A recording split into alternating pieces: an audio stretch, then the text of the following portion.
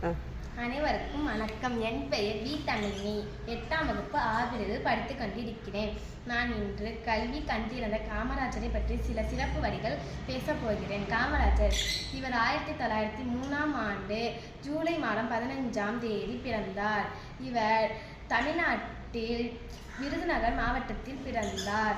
காமராஜர் தந்தை குமாரசாமி, தாயார் சிவகாமி அம்மாள் ஆவார். காமராஜர் இவர் இயற்பெயர் காமாட்சி. அவருடைய தாயார் அவரை செல்லமாக ராஜா என அழைப்பார். அதுவே காலப்போக்கில் காமராஜர் என்று அருவி வந்தது. காமராஜர் தனது 17 வயதில் காங்கிரஸ் கட்சியில் இணைந்து கொண்டார். காங்கிரஸ் கட்சியில் தலைவரான சத்தியகுமார் அவர்களை குருவாக ஏற்றார்.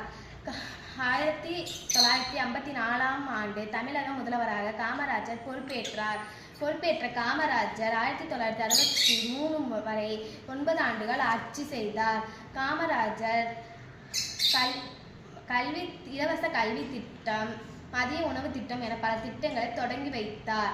காமராஜர் தனது கட்சியில் மூடியிருந்த 6000 பள்ளிகளை திறந்து வைத்தார். மேலும் 17,000 பள்ளிகளை தமிழகம் முழுவதும் திறந்து வைத்தார். காமராஜர் 1925ஆம் ஆண்டு தனது 72 வயதில் அக்டோபர் 2 தனது 72 வயதில் காலமானார். நன்றி, வணக்கம்.